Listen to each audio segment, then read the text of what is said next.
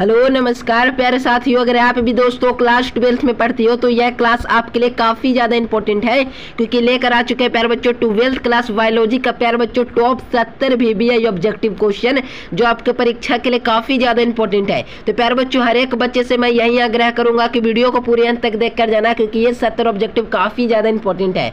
चलिए प्यारे बच्चों वीडियो को करते हैं फटाफट स्टार्ट। अगर हमारे चैनल से प्यारे बच्चों आप लोग पहली बार जुड़े हो तो हर एक बच्चे चैनल को सब्सक्राइब कर लो, क्योंकि इस चैनल पर वही प्रश्न कराए जाते हैं जो परीक्षा के लिए इंपॉर्टेंट है। तो हर एक बच्चे चैनल को सब्सक्राइब करना, जो प्रश्न का उत्तर आता है नीचे चैट सेक्शन में उत्तर देते चलेगा। चलिए पहला नंबर क्वेश्चन क्या पूछा गया है प्यारे बच्चों। ये सारे प्रश्न बोर्ड के नजरिए से इंपॉर्टेंट क्वेश्चन है।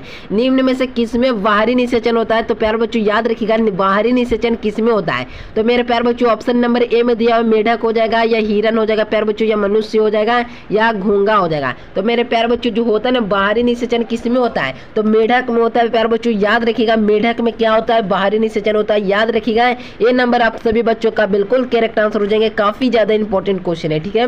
अगला क्वेश्चन है प्यारे बच्चों, बीजांड अगर विकसित हो रहा है तो किसका निर्माण करेगा? तो प्यारे बच्चों बीजांड होता है ना जो डेवलप होकर किसका निर्माण करता है? तो जब बीजांड रहता है ना मेरे प्यारे बच्चों विकसित हो गया तो किस क्या निर्माण कर देता है? तो बीज का निर्माण कर देता है। क्या? बीज का। याद रखिएगा प्यारे बच्चों करेक्ट आंसर की बात की जाए तो सी नंबर हो जाएगा। बीजांड विकसित होकर बीज का निर्माण करता है। करेक्ट आंसर क्या हो जाएगा प्यारे बच्चों? तो सी नंबर आप लोग को याद रखना है, ठीक है। अगला क्वेश्चन देखो, हर एक बच्चे प्यारे बच्चों ये सारे ऑब्जेक्टिव को याद करना, क्योंकि डायरेक्ट परीक्षा में ये सारे प्रश्न दिखेंगे। चलिए मानव युग्मक या गुणकों में गुणसूत्रों की कितनी संख्या होती है? मानव युग्मकों में जो होता है ना मेरे प्यारे बच्चों गुणसूत्र की संख्या कितनी होती है? तो याद कर लीजिएगा प्यारे बच्चों मानव युग्मकों में गुणसूत्रों की संख्या 23 जोड़ी होती है प्यारे बच्चों। याद रखिएगा correct answer option number B हो जाएगा। 23 होती है। कितनी होती है? तो याद रखिएगा मेरे प्यारे बच्चों क्या हो जाएगा? 23 हो जाएगा। यानी युग्मकों में गुणसूत्रों की संख्या कितनी? तो 23। याद रखिएगा प्यारे बच्चों करेक्ट आंसर बी नंबर आप लोग को याद रखना है।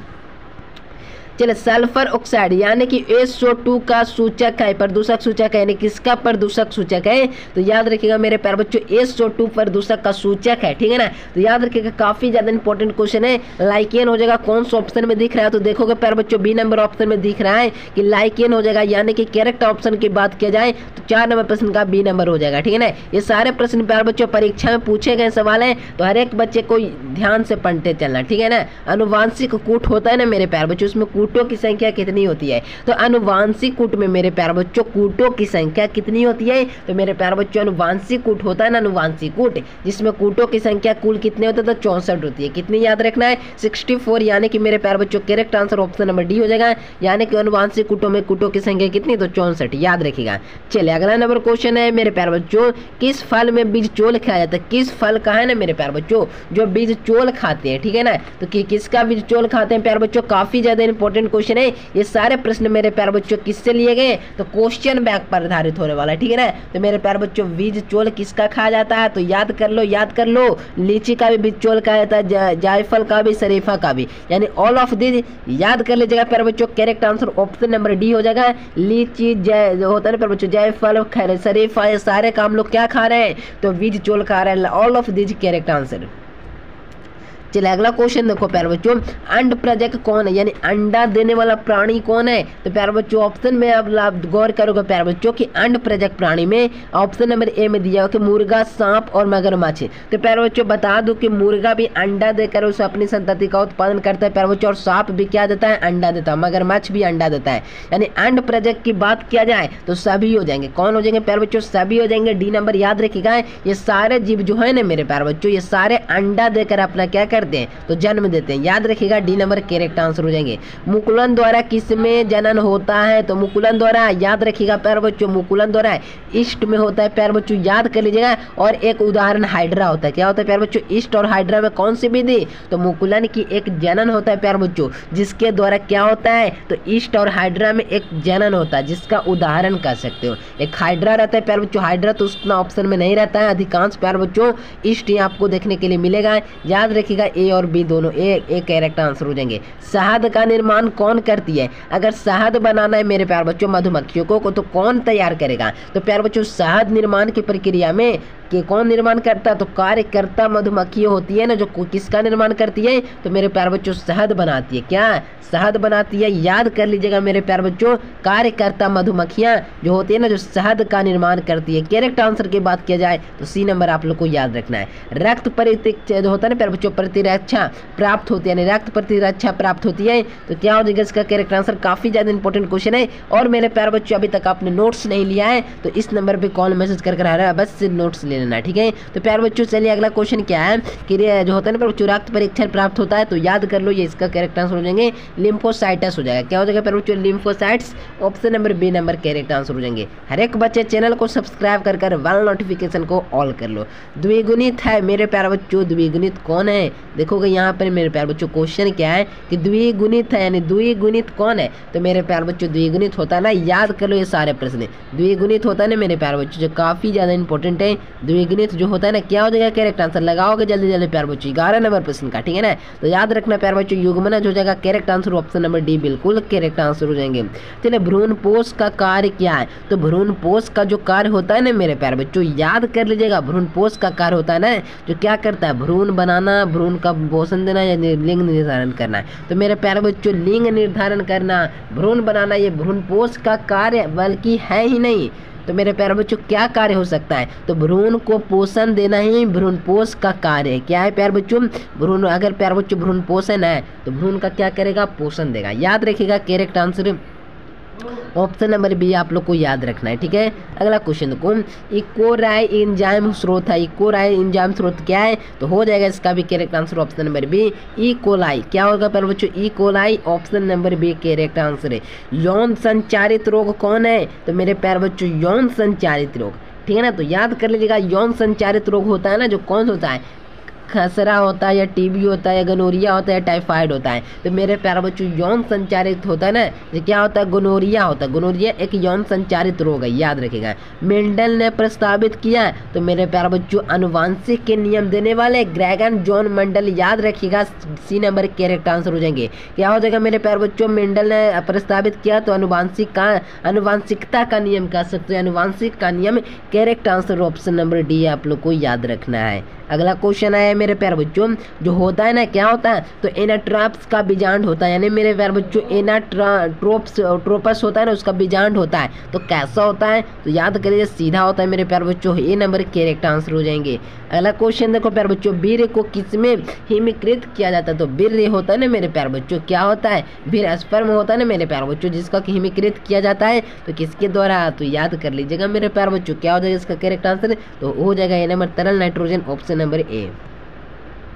चलिए कौन सी बीमारी मुर्गियों में होती है? तो मुर्गा में बीमारी कौन सी होगी? तो प्यारे बच्चों मुर्गियों की जो होती है ना, रानीखेत एक क्या होती है? बीमारी होती है, जो मुर्गियों में अक्सर देखने के लिए मिलता है। Correct answer option number D हो जाएगा। टी प्लाज्मिड किससे बना होता है? तो टी प्लाज्मिड किससे बना होता है? तो याद कर लो, टी प्लाज्मिड होता है ना, जो एग्रोबैक्टीरियम से बना होता है। किसको से? तो एग्रोबैक्टीरियम। याद रखिएगा मेरे प्यारे बच्चों, ए नंबर आप सभी बच्चों का करेक्ट आंसर हो जाएंगे। चलिए कहा दे रहे दोस्तों कि प्रोटोप्लास्ट जो होता है ना प्यारे बच्चों, प्रोटोप्लास्ट कल्चर का फ्यूजेजन क्या है? तो फ्यूजेजन क्या होगा? तो प्यारे बच्चों PEG हो जाएगा, यानी कि बी नंबर।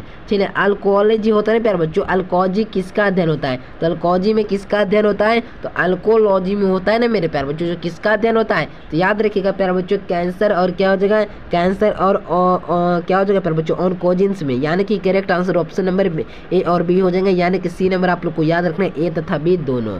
चलिए एगारोज किस में प्राप्त होता है? तो मेरे प्यारे बच्चों एगारोज होता है ना, जो किससे प्राप्त होता है? तो याद रखिएगा मेरे प्यारे बच्चों, एगारोज होता है ना, जो किससे प्राप्त होता है? तो प्यारे बच्चों समुद्री घास से एगारोज प्राप्त होता है। क्या होता है प्यारे बच्चों? समुद्री घास से एगारोज प्राप्त होता है। याद रखिएगा correct answer option number A. चलिए अगला क्वेश्चन है, इडली एवं डोसा आटा किस सूक्ष्म जीव का प्रयोग से बनता है? यानी इडली डोसा आटा किस सूक्ष्म जीव के प्रयोग करने पर इडली डोसा का निर्माण होता है? तो उसका नाम क्या है मेरे प्यारे बच्चों? तो ईस्ट का उपयोग किया जाता है। किसका? ईस्ट का। याद रखिएगा करेक्ट आंसर हो जाएंगे ऑप्शन नंबर डी, ठीक है। डी नंबर आप लोग को याद रखना है।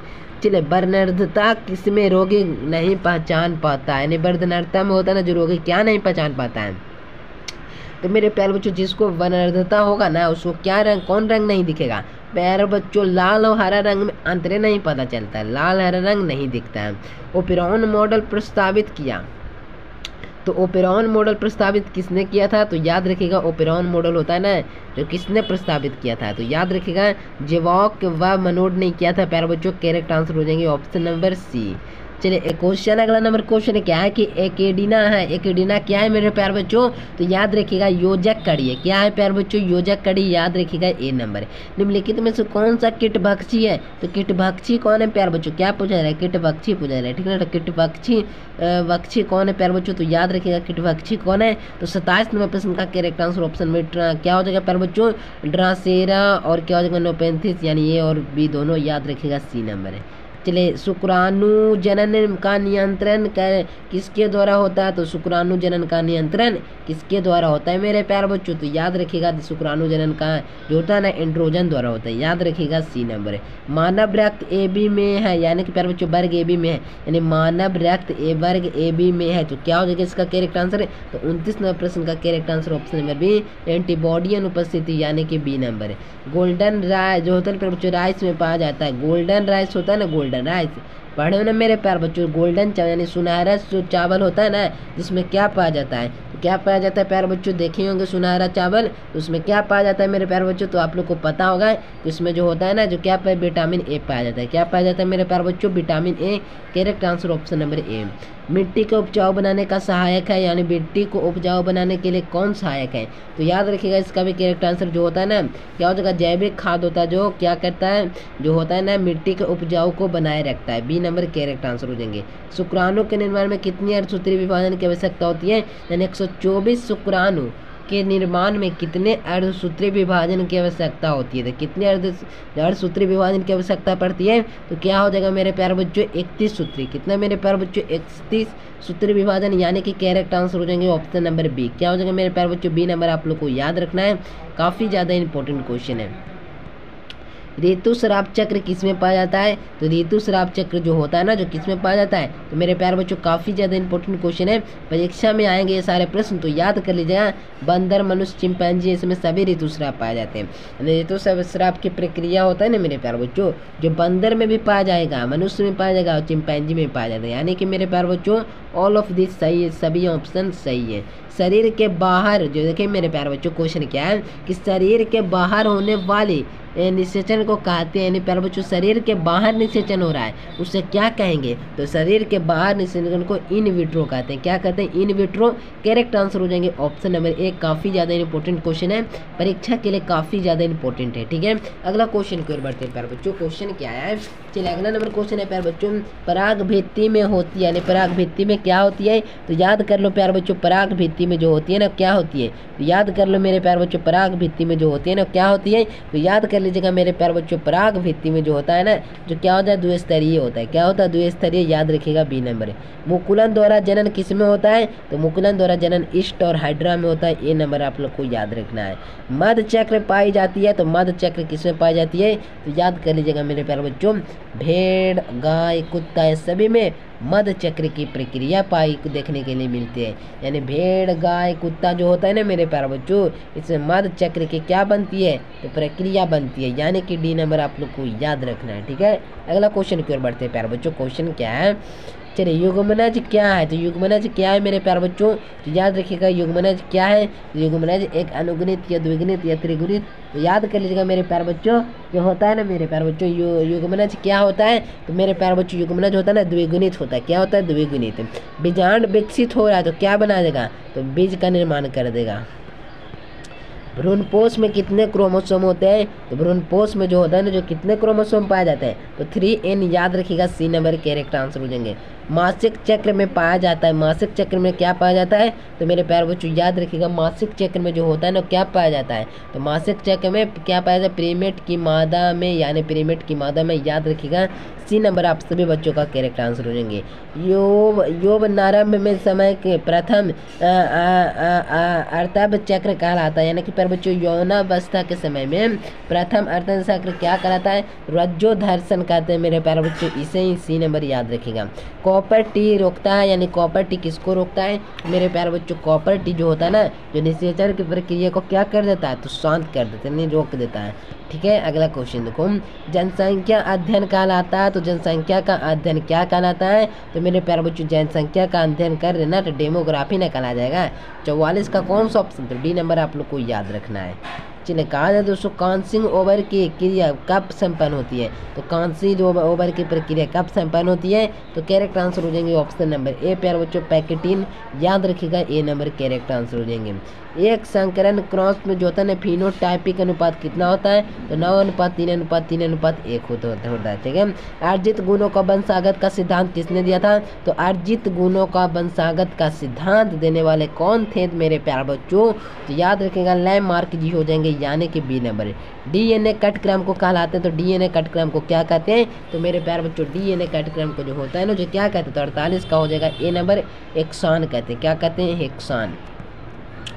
अनुवर्तन में भाग लेने वाले एंजाइम, अनुवर्तन में भाग लेने वाले एंजाइम कौन है? तो अनुवर्तन में मेरे प्यारे बच्चों एंजाइम में भाग लेने वाले पदार्थ को क्या कहते हैं? तो आरएनए पॉलीमरेज, याद रखिएगा सी नंबर है। चलिए, एक क्रॉस में जो होता है ना 1:2 अनुपात का अनुपात का क्या दर्शाता है? तो क्या दर्शाता है? तो यही मेरे प्यारे बच्चों प्रभाविता का नियम को दर्शाता है मेरे प्यारे बच्चों, सॉरी अपूर्ण प्रभाविता को दर्शाएगा। ठीक है, वे अंग जो उत्पत्ति में भिन्न होते हैं किंतु कार्य दृष्टि समान होते हैं कहलाते हैं। यानी कि मेरे प्यारे बच्चों कहने का क्या अर्थ हुआ है कि वे अंग जो उत्पत्ति के भिन्न होते हैं, उत्पत्ति हो रहा है तो भिन्न होगा लेकिन कार्य सेम होगा, तो इसे क्या कहेंगे? तो इसे ही मेरे प्यारे बच्चों समकुलन अंग कहते हैं। क्या कहते हैं? समकुलन, याद रखिएगा ए नंबर है। चलिए, कहा जा रहा है दोस्तों एस्चेचेरिया में इसमें से क्या होता है? तो एस्चेचेरिया होता है ना मेरे प्यारे बच्चों, जो क्या हो जाएगा एस्चेचेरिया किसमें, इसमें से क्या है होता है, क्या है? यानी कि प्यारे बच्चों करेक्ट आंसर क्या हो जाएगा? तो याद रखिएगा 52 नंबर प्रश्न का correct answer option number C जीवाणु, याद रखिएगा। चलिए, अगला क्वेश्चन देखो प्यारे बच्चों, फाइलेरिया का रोग वाहक है, यानी फाइलेरिया रोग वाहक है, तो करेक्ट आंसर हो जाएंगे ऑप्शन नंबर क्या है? तो 53 का हो जाएगा सी नंबर मादाक्यूलर मच्छर, यानी कि सी नंबर आप लोग को याद रखिएगा। इनमें से कौन सा जीवाणु जनित रोग है? यानी जीवाणु जनित रोग कौन है मेरे प्यारे बच्चों? तो याद रखना है जीवाणु जनित रोग है ना मेरे प्यारे बच्चों, जो क्या हो जाएगा? तो 54 नंबर प्रश्न है। ठीक है ना, 54 का क्या हो जाएगा करेक्ट आंसर? तो 54 का आप लोग को याद कर लीजिएगा, करेक्ट आंसर हो जाएंगे ऑप्शन नंबर सी उपयुक्त सभी। चलिए, अगला क्वेश्चन है मेरे प्यारे बच्चों, भारत में हरित क्रांति के लिए विकसित की जाए जया रत्न किसमें होता है? तो याद रखिएगा मेरे प्यारे बच्चों 55 का हो जाएगा करेक्ट आंसर ऑप्शन नंबर चावल की। क्या हो जाएगा मेरे प्यारे बच्चों? चावल की, याद रखिएगा। चलिए, निम्न में से कैट फिश कौन है? तो कैट फिश कौन है? याद कर लीजिएगा कैट फिश कौन है मेरे प्यारे बच्चों? तो हो जाएगा 56 नंबर प्रश्न का correct answer option number B मेरे प्यारे बच्चों अलीदो अट्टू में। ठीक है, क्लोरोइला में निम्न में से क्या रोकता है, क्या है? तो मेरे प्यारे बच्चों 57 का भी हो जाएगा ऑप्शन नंबर क्या? तो बी नंबर आप लोग को याद रखना है शैवाल। चलिए, शराब उद्योग किस सूक्ष्म जीव का उपयोग किया जाता है? तो शराब उद्योग में है ना मेरे प्यारे बच्चों किस सूक्ष्म जीव का उपयोग किया जाता है?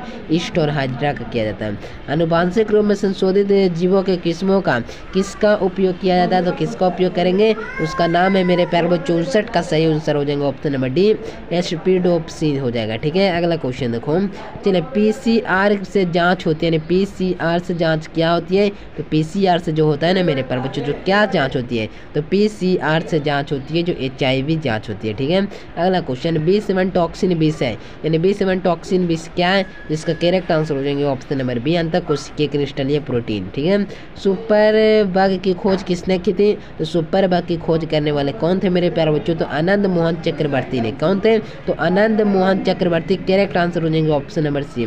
कीटभक्षी पौधे को कीटों के खाते होते हैं, यानी कीटभक्षी पौधे में कीटों के खाते होते हैं, जिसका करेक्ट आंसर हो जाएंगे 63 का ऑप्शन नंबर डी नाइट्रोजन के लिए। ठीक है, अगला क्वेश्चन देखो। निम्न में से कौन सा ग्रीन हाउस गैस नहीं है? ग्रीन हाउस गैस कौन है? तो ग्रीन हाउस गैस होता है ना मेरे प्यारे बच्चों जो होता है नाइट्रोजन नहीं होता है। ठीक है, तो याद रखिएगा। पारिस्थितिक तंत्र में आहार श्रृंखला का ऊर्जा का प्रभाव होता है। तो पारिस्थितिक तंत्र में जो होता है ना ऊर्जा का आहार श्रृंखला का आहार श्रृंखला का होता है ना मेरे प्यारे बच्चों श्रृंखला का ऊर्जा का प्रभाव होता है। तो 65 नंबर का भी हो जाएगा एक दिशीय करेक्ट आंसर। बैक्टीरिया की खोज की, यानी बैक्टीरिया की खोज करने वाले कौन थे? तो बैक्टीरिया की खोज करने वाले क्या थे? तो ल्यून हॉक थे। क्या थे? तो ल्यून हॉक ऑप्शन नंबर बी। निम्नलिखित में से कौन सा जंतु उपभोजी नहीं है? कौन जंतु उपभोजी नहीं है? तो 67 का बी नंबर हो जाएगा केचुआ हो जाएगा। गेंडा अभयारण्य किस राज्य में? तो गेंडा अभयारण्य किस राज्य में? तो करेक्ट आंसर हो जाएंगे असम में। कहाँ? असम में।